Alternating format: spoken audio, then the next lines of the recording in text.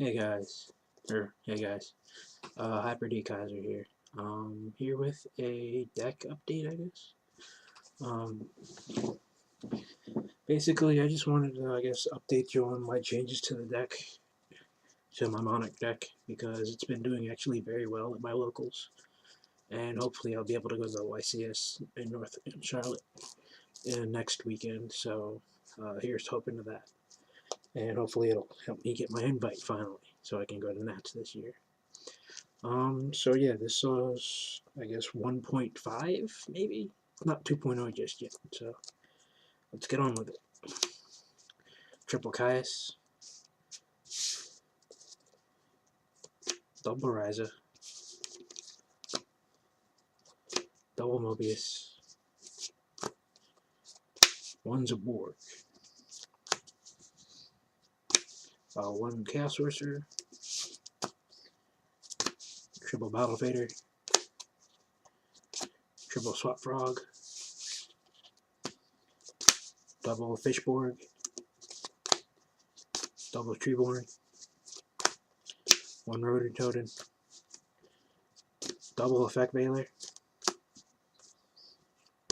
double Light and Darkness, one Bulb, one Cores, one Trag. That's it for the monsters. Spells, triple Soul Exchange, triple Econ, double MST, Trunade, one for one, Foolish, Dark Hole, Pato Everest, Reborn. That's it for the spells. The deck does not run any traps at all. I find that it definitely slows the deck down and doesn't let it do what it needs to do. Card choices. The double effect Veiler, main boarded. My side deck's still in a work to be, a work in progress, I guess you could say. Basically, I mean, both of these, I'm looking for another Ultra, actually, so because I'm borrowing this. I run both of these mainly because of all the silly stuff that decks can do nowadays, just from effects, basically. And like six Sams, they go into their little, they try to do their Kageki Kagemusha play. You drop, if you main board game one and you drop this, they can't bring out their other guy. Sure, they can keys on, but it completely messes up their synchro play. So they won't be able to get that Sheehan out. So that's mainly why these are in, as well as, other annoying effects against like gadgets, Machina, blah, blah, blah. But I find that they're really good in main boarded, so that's why they're in there.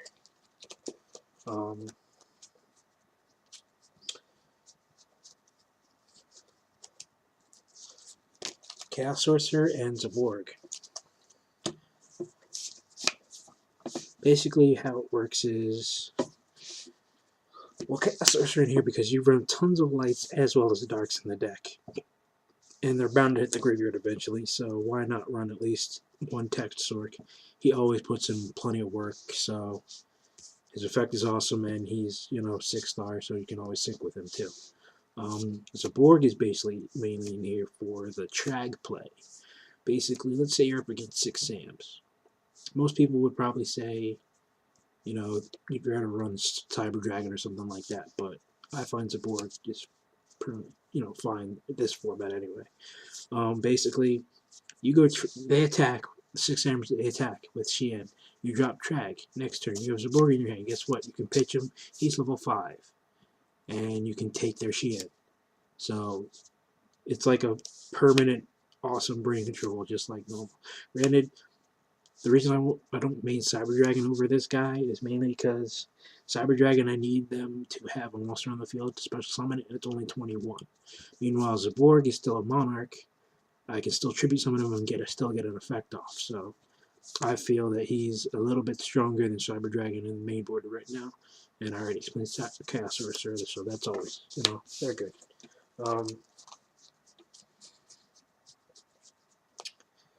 Only 2 Ryza.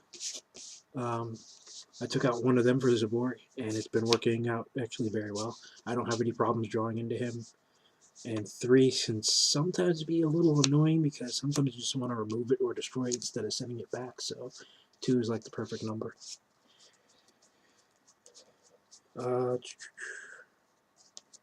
Triple soul, triple econ. Basically, running 3 of each to match each other is perfect. You run a crappled tribute, so triple soul exchange is definitely needed. Triple econ is like a brain control almost, whenever you have a frog during the standby phase, it's pretty much a free brain control since frog comes right back. But the cool part, I know a lot of people already know this, but for those of you who don't, the little combo that can go with this is, let's say your opponent has 3 or more monsters on the field. You go soul exchange. They're like, okay. Then you play econ, tribute one of their guys because of soul exchange's effects, and take their other guy, tribute it for a monarch, and guess what? You just cleared out. Depending on, granted this depends on their backers and stuff, but either way, it's still an awesome play because you get rid of at least 2 of their monsters. So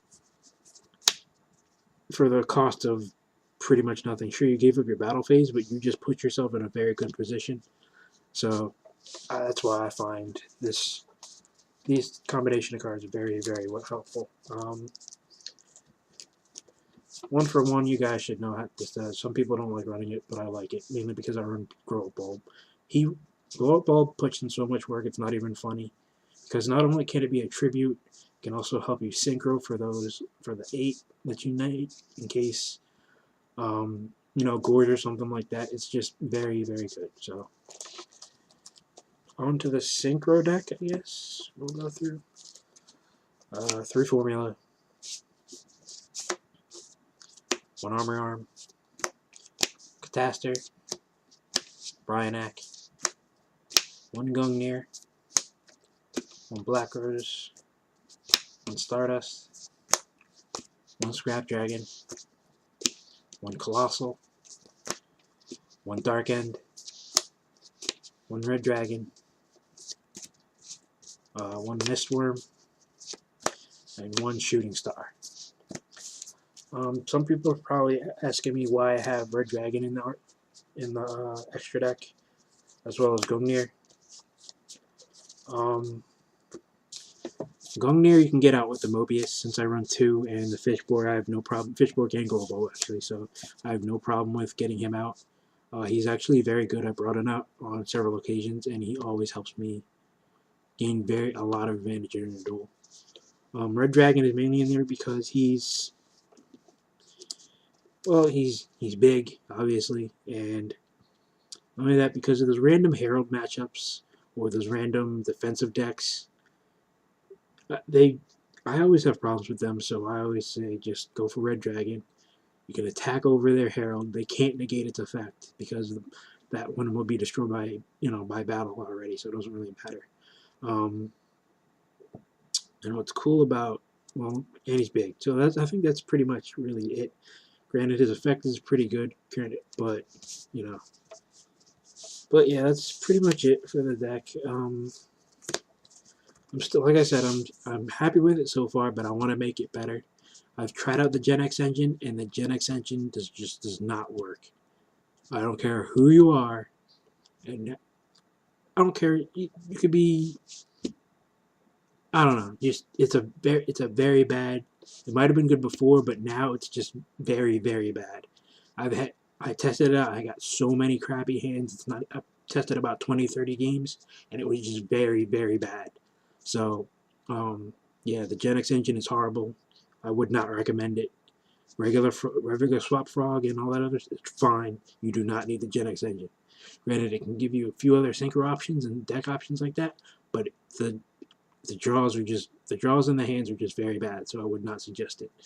But yeah, I guess that's pretty much it. So I will talk to you later, YouTube. Peace.